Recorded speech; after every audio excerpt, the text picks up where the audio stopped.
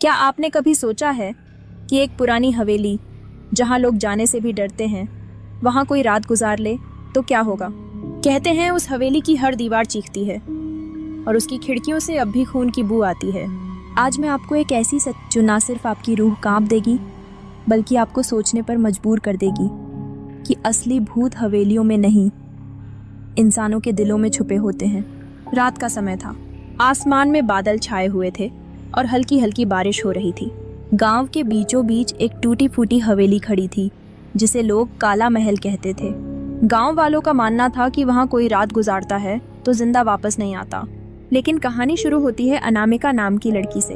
वो शहर से गांव आई थी रिसर्च के लिए। उसका शौक था पुरानी इमारतों और लोक कथाओं पर लिखना।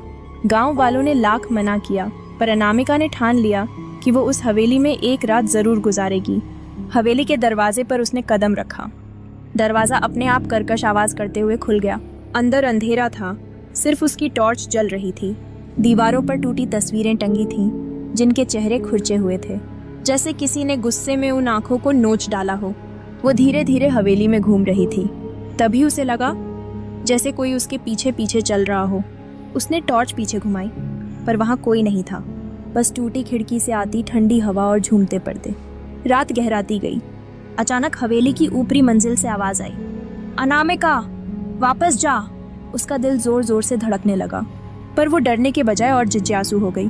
वो सीढ़ियां चढ़कर ऊपर पहुंची। वहां एक बड़ा कमरा था जिसमें टूटा हुआ पलंग और दीवार पर लाल रंग के छींटे। पहले उसने सोचा ये खून है, लेकिन पास जाकर देखा तो सूखा हुआ रंग था। उसी वक्त पलंग के नीचे से किसी ने उसका पैर पकड़ लिया। वो चीख पड़ी, कौन है? टॉर्च नीचे की तो वहां एक परछाई थी जो धीरे धीरे धुएं में बदलकर गायब हो गई।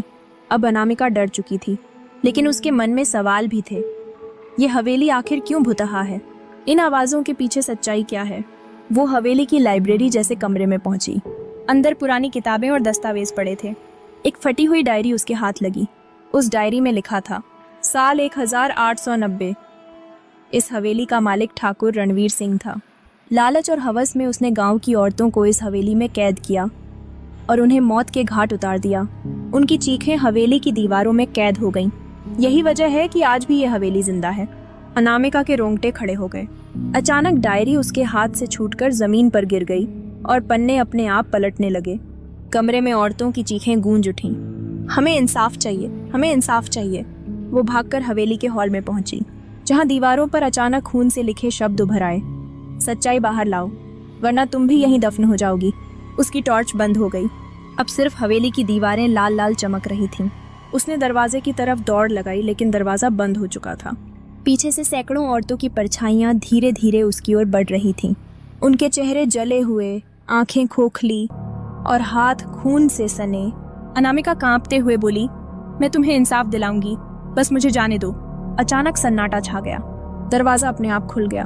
वो हवेली से बाहर निकल आई। अगले दिन उसने गांव वालों को पूरा सच बताया। सरकार तक मामला पहुंचा।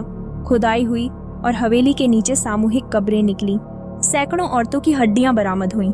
गांव वाले सन्न रह गए, लेकिन अनामिका जानती थी ये सब हवेली की आत्माओं की मदद से हुआ। उस रात के बाद हवेली की चीखें हमेशा के लिए शांत हो गईं। अनामिका ने सोचा सब खत्म हो गया, लेकिन जब वो अपने शहर लौटी तो उसके कमरे की दीवार पर खून से लिखा था, धन्यवाद अनामिका, पर इंसाफ अभी पूरा नहीं हुआ। डर हमेशा अंधेरे में नहीं छुपा होता। कभी कभी सबसे खतरनाक भूत इंसान के लालच और पाप होते हैं, और जब तक इंसाफ नहीं मिलता रूहें चैन से नहीं सोती।